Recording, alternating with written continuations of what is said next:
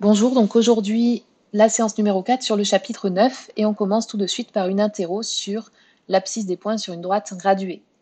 Vous avez donc 5 minutes pour effectuer l'interro que vous devez déposer dans l'espace pronote. Et vous mettez donc pause sur la vidéo. Vous retrouvez la correction des exercices 9 et 10 de la séance dernière donc en pièces jointes. Et aujourd'hui, on va terminer donc par la dernière partie de cette leçon, la partie numéro 2, repérage dans le plan. Pour introduire cette dernière partie, on va commencer par une petite anecdote sur le mathématicien Descartes. Donc Descartes, lorsqu'il était chez lui, il observait donc une mouche se déplacer sur sa fenêtre. Et puis il se demandait donc comment indiquer la position de cette mouche. Alors malheureusement, on ne peut pas utiliser la droite graduée comme on l'a vu précédemment, puisque la mouche se déplace partout sur la fenêtre. Elle peut aller à droite, elle peut aller à gauche, elle peut aller en haut, elle peut aller en bas. Comment donc indiquer précisément sa position sur cette fenêtre? Vous pouvez y réfléchir et mettre pause sur la vidéo. Et on voit tout de suite la solution donc qu'a eu Descartes à son époque. Donc en fait, Monsieur Descartes, il a pensé aux droites graduées comme ceci. Il a donc tracé une première droite graduée qui représente le déplacement horizontal de la mouche, qui est représenté ici par la droite bleue, où on a placé les nombres relatifs, -1, 0, 1, 2, etc. Puis il a tracé une deuxième droite graduée, verticale cette fois, -1, 0, +1, etc., avec la même origine. Et cette deuxième droite permet de lire le déplacement vertical de la mouche. On va donc regarder deux positions de la mouche, la position horizontale et la position verticale. Ici, horizontalement, on est donc à -0,5. Donc on va noter un premier chiffre, premier nombre, -0,5. Puis on va regarder aussi son déplacement vertical. Donc là, elle est vers le bas, à -0,5 également, et on note du coup un deuxième chiffre. C'est ce qu'on appelle ici, donc les deux nombres qui représentent la position de la mouche, c'est ce qu'on appelle les coordonnées, et qu'on nomme même les coordonnées cartésiennes, en hommage donc à Monsieur Descartes. Vous pourrez donc faire quelques petites recherches sur ce mathématicien célèbre, son époque, sa date de naissance, ses découvertes, etc.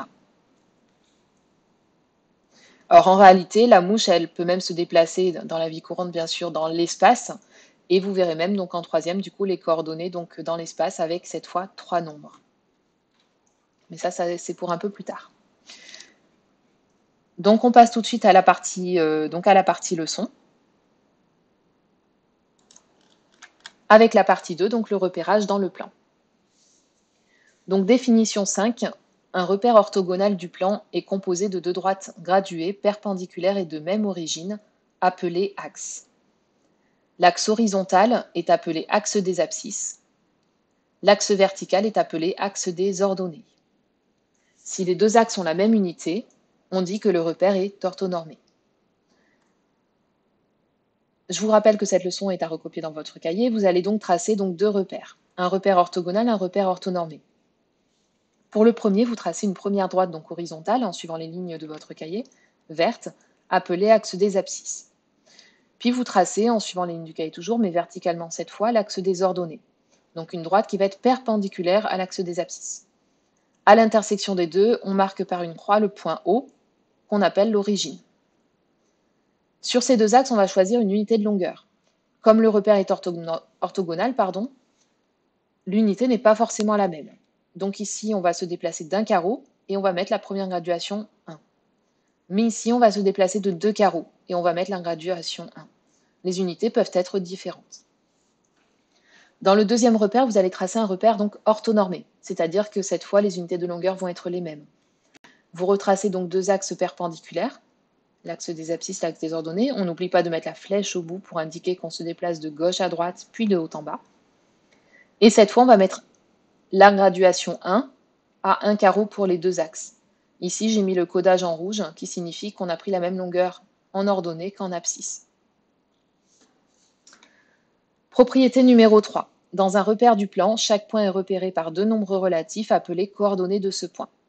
Le premier est appelé abscisse et le deuxième est appelé ordonnée.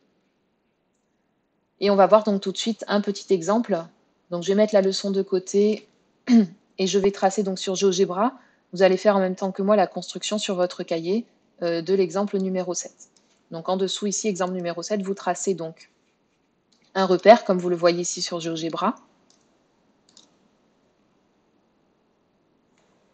Donc un axe horizontal, un axe vertical, perpendiculaire, et vous choisissez donc l'unité comme carreau. Donc c'est un repère ici orthonormé. On va déjà donc placer l'origine. Donc deux coordonnées 0, 0.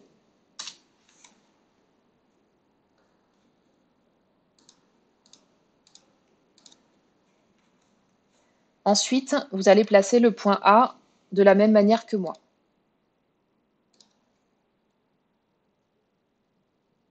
Ici. Le point A. Donc attention, les points, on les représente par des croix.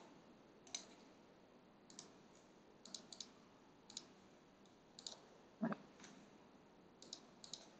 Et donc, vous allez essayer de déterminer donc, les coordonnées de ce point A. Vous pouvez mettre pause sur la vidéo et répondre à cet exemple seul, dans un premier temps. Donc, pour lire les coordonnées du point A, on va regarder deux déplacements, vertical et horizontal.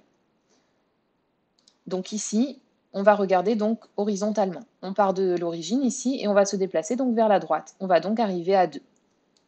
Pour vous aider à lire, on va faire ici en pointillé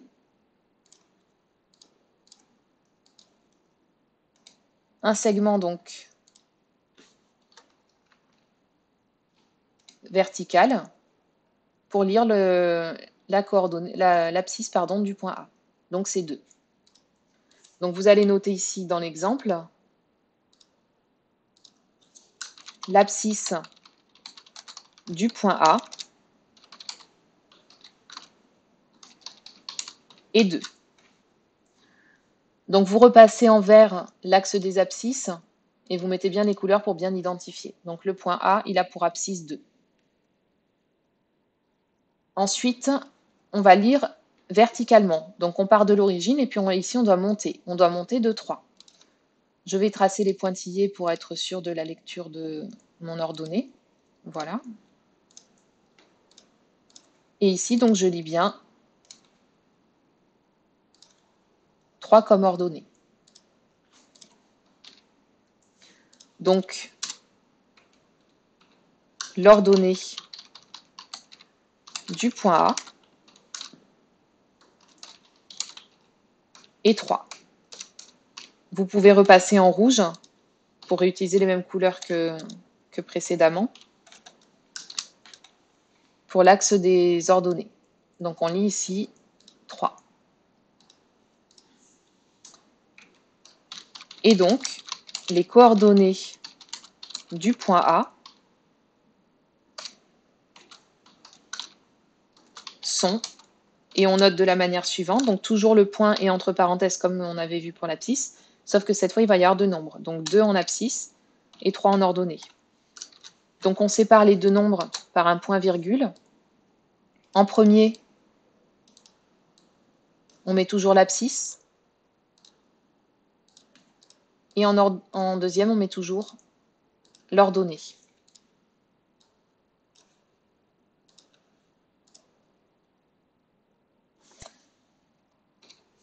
Donc pour compléter,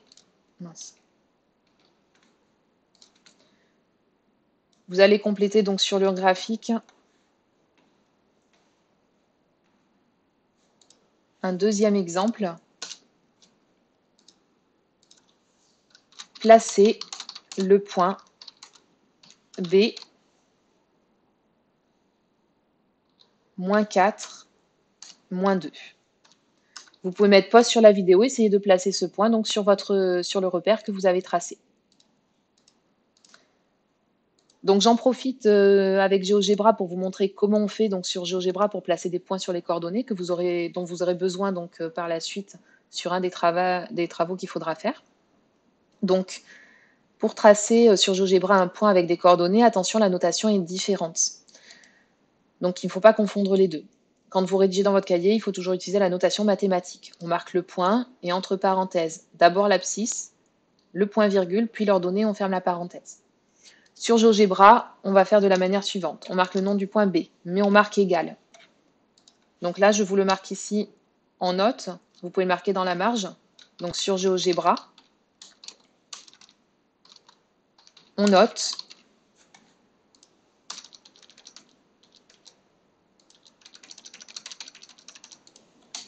B égale moins 4, virgule, moins 2.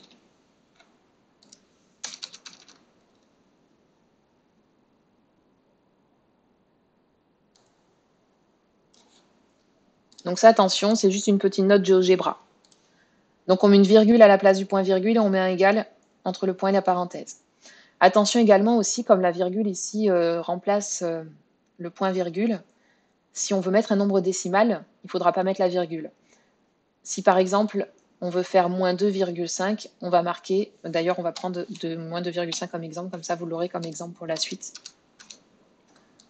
On va noter 2,5. Voilà, donc on va placer le nombre, le point B, moins 4, moins 2,5. Vous pouvez remettre pause sur la vidéo et replacer le point au bon endroit du coup. Donc ici, je vais noter directement sur GeoGebra B égale moins 4, virgule, moins 2,5. Et mon point va se... Pardon. J'avais pas pris le point. Donc B égale moins 4, virgule, moins 2,5.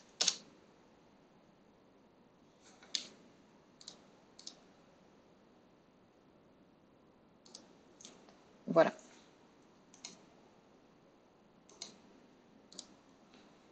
Donc là, mon point B s'est placé.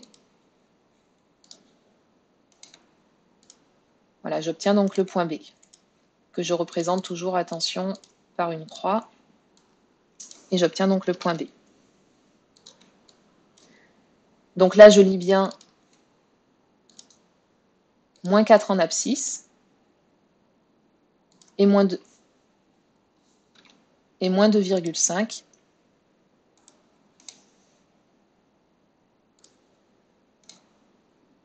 en ordonnée.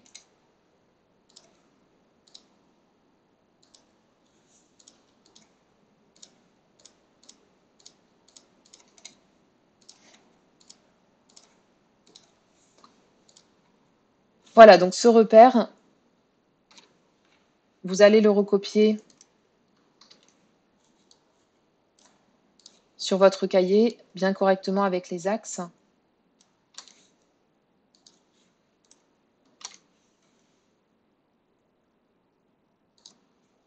De cette manière.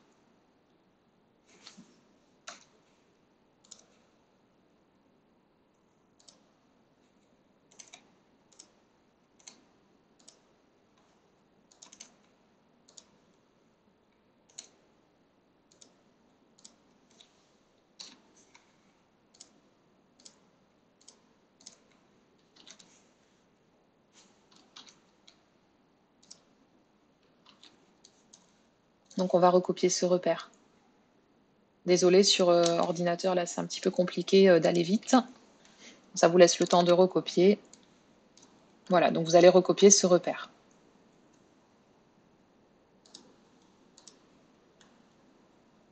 Donc le point B a pour coordonnées moins 4, moins 2,5. Moins 4 est représente l'abscisse et moins 2,5 représente l'ordonnée. Repassez en couleur les axes aussi ici. Ici, on va le repasser en vert et ici, on va le repasser en rouge pour bien différencier abscisse et ordonnée.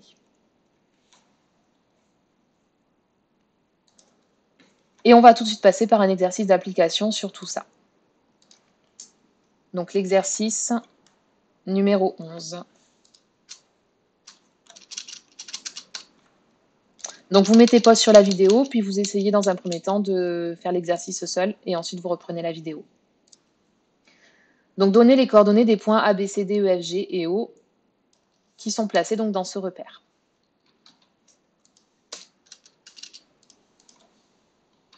Donc le point A, il a pour abscisse 2, 4.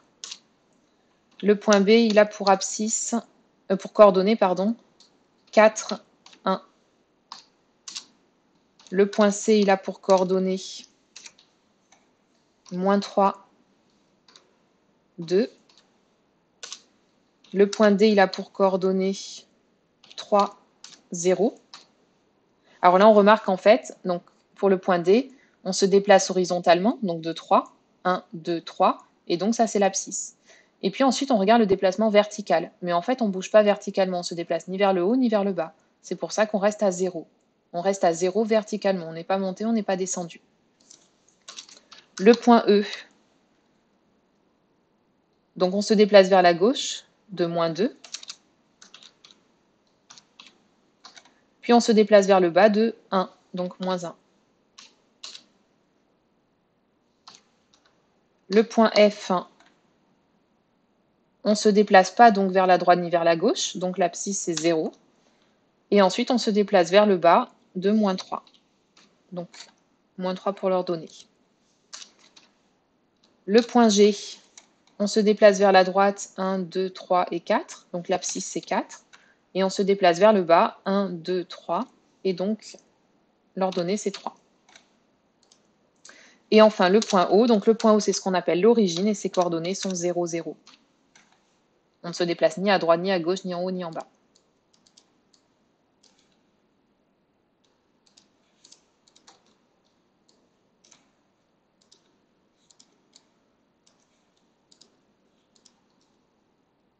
Donc voilà pour les coordonnées dans ce repère, de ces points.